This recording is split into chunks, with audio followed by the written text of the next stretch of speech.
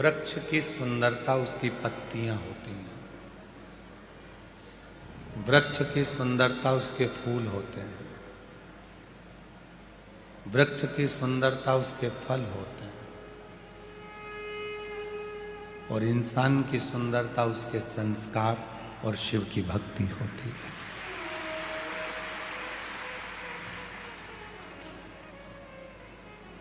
आपके संस्कार कैसे हैं, आपके भीतर भगवान शिव की अविरल भक्ति कैसी है, वो आपकी सुंदरता बताए। बहुत सारा क्रीम लगा लेने से कोई बहुत सुंदर नहीं हो जाता। क्रीम से ज्यादा सुंदरता अच्छे कर्म की होती है।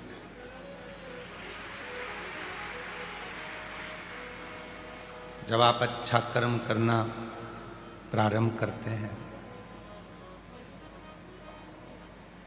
अच्छे कर्म की ओर बढ़ते हैं, तो आपको चमक की जरूरत नहीं पड़ती, आप स्वयं चमकते हो जनमानस के दिल में, जनमानस के हृदय। आपको कथा के भीतर बताया था चौथे दिन की कथा में कि मेरे बाबा को बाहर की चमक से या बाहर के दिखावे से कोई मतलब नहीं।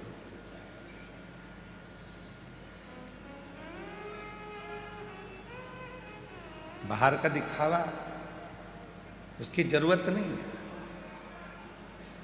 भीतर का भाव बहुत जरूरी है। एक वृक्ष जिसको आपने लगाया है ग्रीन शिवरात्रि के अवसर पर,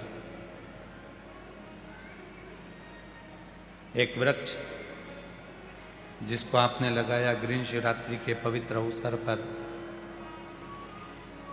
वो वृक्ष सुंदर कब बनेगा, जब आप उसमें एक लोटा जल चढ़ाते रहोगे और उस वृक्ष को देख रेख करते रहोगे और वृक्ष आगे बढ़ता रहेगा। उसकी सुंदरता जब बढ़े।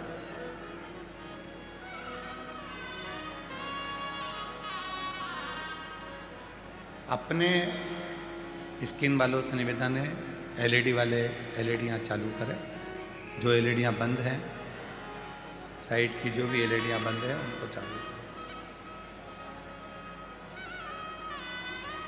अपने बच्चों को यदि आपको सुंदर बनाना है तो अच्छे संस्कार देना प्रारंभ करो। आवाज नहीं आ रही है कि एलईडी नहीं चल रही है? आवाज नहीं आ रही। चारों तरफ पीछे की आवाजें जो भी हैं सब खोल दी। 20 वर्ष तक माता पिता बच्चों को राम बनाने का चेष्टा करते हैं। 20 वर्ष तक माता पिता बच्चे को राम बनाने का प्रयास करते हैं, और कोई 20 दिन की कुसंगति ऐसी मिल जाती है, 20 दिन की कुसंगति ऐसी आ जाती है कि बच्चा वो 20 दिन की कुसंगति से रावण बन जाता है। वो राम नहीं बनता। अच्छी संगत, अच्छी संगति तुम्हें परमात्मा के करीब में लेकर। हाँ, हम फिर निवेदन करेंगे, आपके पास में समय नहीं रहता, नौकरी वाले हो, सर्विस वाले हो, बेटा बेटियां ऑफिस जाते हैं, सर्विस में जाते हैं, नौकरी पर जाते हैं, आपके पास समय नहीं रहता। नहीं रहता समय तो कोई बात नहीं, नहीं जा सकते मंदिर तो कोई बात नहीं। अपने दिल में, अपने मन में शिव की अविरल भक्ति को विराजमान। कभी कभी बैठकर विचार करा करो कि आज मैं मन से बाबा को गंगा जल चढ़ा रहे हूं। कभी कभी विचार करा करो कि मैं गंगा जी के तट पर हरिद्वार पहुंच गई हूं।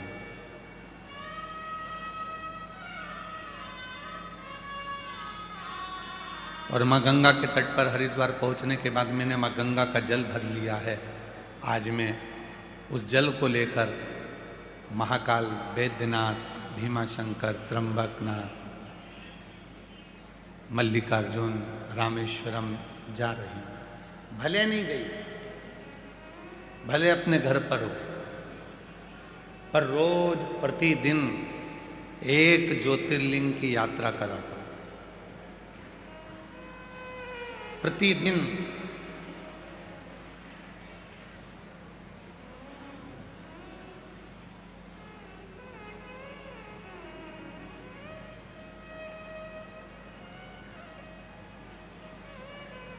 हम वॉशरूम में स्नान करने के लिए जाते हैं, सीहोर में रहते हैं तो भी आप हमारी माता जी से पूछ सकते हैं, और यदि हम बाहर रहते हैं कथा में तो हमारे जो शिष्य हैं आशीष जी वगैरह सबसे पूछ सकते हैं। हम जा रहे हैं वॉशरूम में स्नान करने के लिए और हम उनसे कह के जाते हैं आज हरिद्वार जा रहा हूं नहाने के लिए, चल रहे हो क्या?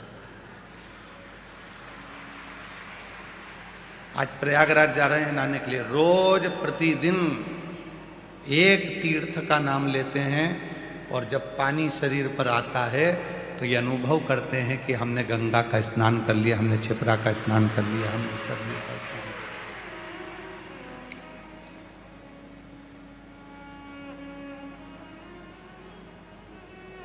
शिव महापुराण में वर्णन आता है कि स्वयं तुमरुका जी ने नंदी से कहा है, हे नंदी, कली काल में संसार में रहने वाला मनुष्य जब मन से कोई विचार करेगा तो उस देवता को, उस तीर्थ को, उस सरोवर को, उस नदी को जाकर उस जीव का कल्याण कली काल में करना ही पड़ेगा।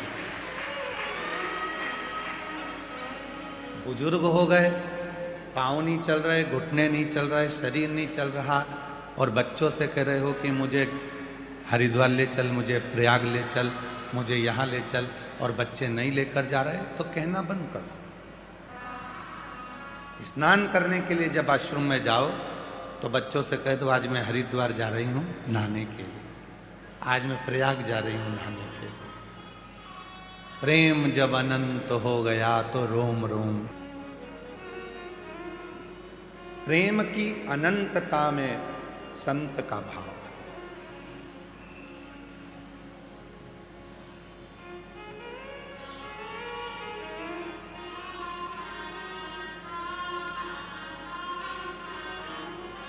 हम हरिद्वार नहीं पहुंचे फिर भी हमारे मन में हरिद्वार है। हम सीहोर कुबरेश्वर धाम नहीं पहुंचे पर मेरे मन में कुबरेश्वर बाबा है। कई ऐसे शिव भक्त हैं जो अपने घरों में बैठकर ये रुद्राक्ष महोत्सव की कथा को श्रवण कर रहे हैं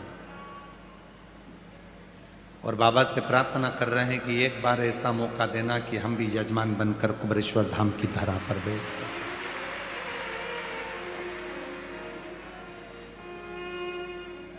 ये जितने जजमान यहाँ बैठे हैं, कल जब हम इनसे मिलना हुआ तो इन्होंने एक ही बात कही कि ऐसा आशीर्वाद दो, भोले बाबा से प्रार्थना करो कि अगले वर्ष फिर हम जजमान बने, गुरु पूर्णिमा की कथा में हम जजमान बने।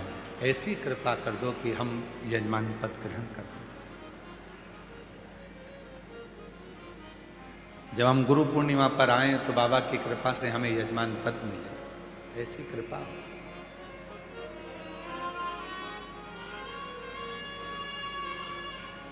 आप भाव तो शुद्ध रखिए।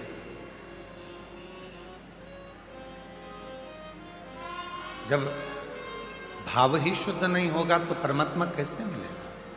पहले से ही सोच लिया अरे भगवान जजमान बनने में तो इतना खर्चा हो जाएगा, कहाँ से लाऊंगी, कैसे आएगा?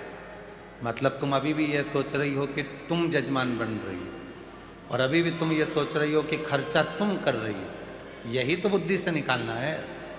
अपने बाप से, अपने पिता से, कुबेर भंडारी से कहकर जाना कि यजमान भी तुझे ही बनना है और कथा भी तुझे ही कराना है, तो बनाए।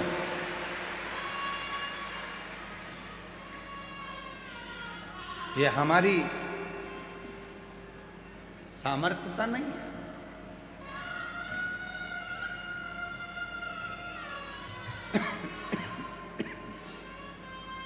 बस ठीक।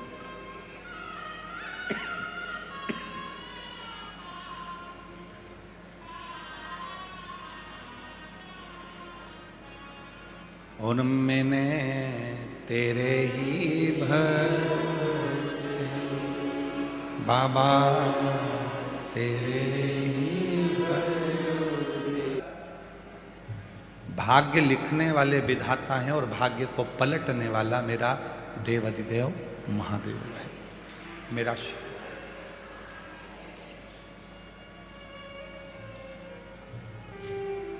वो भाग्य को पलट देता है। आप विश्वास जितना जितना शिव पर करेंगे, तुम्हारी किस्मत में कुछ भी लिखा वो पलटेगा।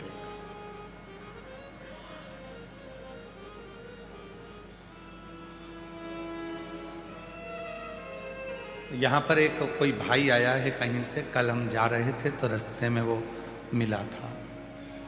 उसके गले में एक गठान हो गई थी जो कई सालों से हो गई। डॉक्टर ने ऑपरेशन करने का बोल दिया था, ऑपरेशन का बोल दिया था डॉक्टर। और वो गठान गल नहीं रही थी। पहली बार वो यहां आया है और ऑपरेशन का बोल दिया और कह दिया डॉक्टर ने कि कोई ना कोई बड़ी तकलीफ है। उस लड़के ने विश्वास कर कर कहीं बैठा हो तो खड़ा हो जाए। जो कल मिला था और उसने गले में जो गठान दिखाई थी, वो गठान उसकी जा नहीं रही थी। बहुत डॉक्टरों को दिखाने के बाद भी नहीं गई। कहीं उसने किसी से सुन लिया कि सीहोर कुबरेश्वर धाम में जब रुद्राक्ष महोत्सव होता है, उसकी मिट्टी रज शरीर के सुख प्रदान करती है। जिस दिन से आया उस दिन से उस मिट्टी को लगा रहा है। और कल बताया कि मेरी इतनी बड़ी गठान जरासी भी नहीं बची, मैं बाबा को प्रणाम कर कर जा। कहीं बैठा हो बेटा तो हाथ हिला सकता है और आ सकता है, जो कल भोजनशाला में मिला था। विश्वास किसको कहते हैं? भाग्य में दुख लिखा, मान लो विधाता ने, उस दुख को पलटोगे कैसे? उस दुख को पलटोगे कैसे? लिख दिया एक पत्र,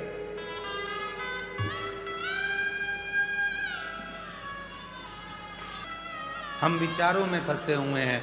मेरे भाग्य में किसी ने यह बता दिया, किसी ने कह दिया कि मुझे किसी ने टोना कर दिया, कोई ने कह दिया व्यापार बांध दिया, कोई ने कह दिया तेरा विवाह बांध दिया, कोई ने कह दिया तेरे बच्चे नहीं होंगे, किसी ने तेरी कोख बांध दी, किसी ने कह दिया कि तेरा गर्भ नहीं ठहरेगा, तेरा गर्भ बांध दिया, किसी ने कह दिया।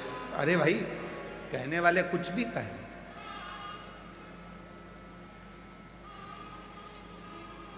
यदि तुम्हारा भरोसा तुम्हारे कुबरेश्वर बाबा पर है, सीहोर वाले बाबा पर तुम भरोसा करते हो, तो दुनिया का कोई टोना, कोई टोटका, कोई जादू तुम पर चल ही नहीं सकता यदि कंकर शंकर तुम्हारे घर में विराज। कौन आडम्बर चल। एक पत्र है, अच्छा है, देखो।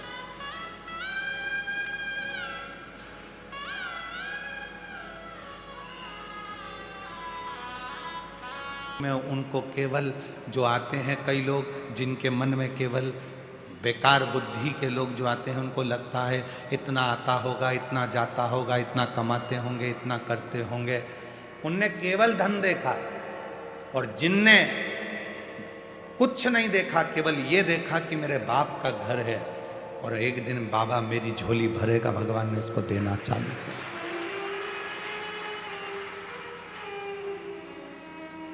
चित्त वृत्ति में अच्छा होगा, अच्छा आपको प्राप्त होगा। अच्छा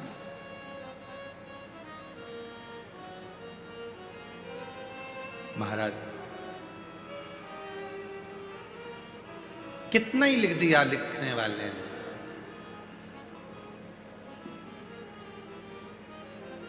कितना ही। पर एक ना एक दिन वो दुख की घड़ी, एक ना एक दिन मेरे शिव की कृपा से वो तकलीफ की घड़ी चली जाए। इतना ही।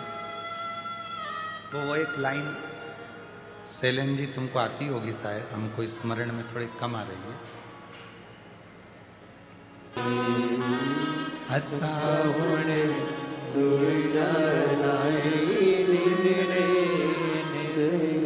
जिंदगी में यदि दुख भी लिख दिया तो दुख में अगर तकलीफ भी लिख दी तो कोई टेंशन नहीं, समय आएगा। और मेरा शिव जिस दिन तू कुबरेश्वर बाबा की धरा पर आ गया, दिल से प्रार्थना कर ली, सेवा कर ली, विनय कर लिया, उस दिन वो संभाल लेगा, संभाल लेगा।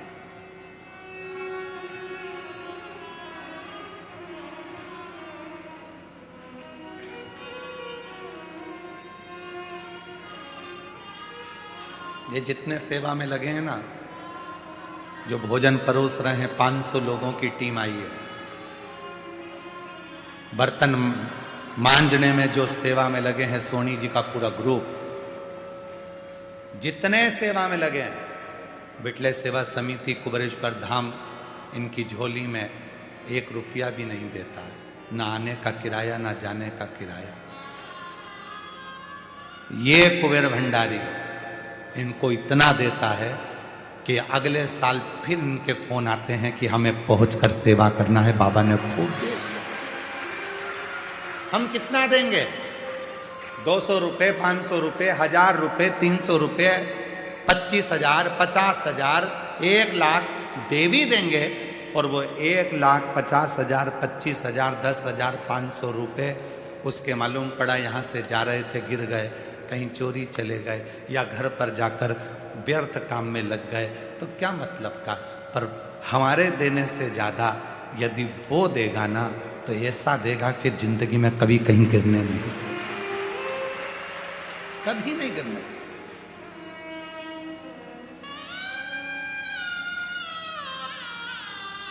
उसकी सामर्थ्यता, उसकी सामर्थ्य। इस भूमि को तुम हल्का फुल्का मत लो। ये गांव के लोगों से भी पूछना कि इस चौराहे से अंदर आने के लिए लोगों को डर लगता था।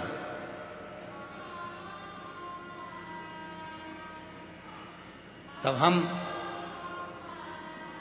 इस भूमि पर आते थे, एक छोटा सा शिवलिंग, जिसका जो अंदर कुबरेश्वर बाबा का जो शिवलिंग भीतर है, उसको भी हम जल्दी से जल्दी, अभी जब मंदिर नहीं बन पा रहा है तो उसको हम लोग बंद करके रखें, आपको दर्शन नहीं कराते, पर जब मौका लगेगा उसको भी हम आपके दर्शन के लिए जरूर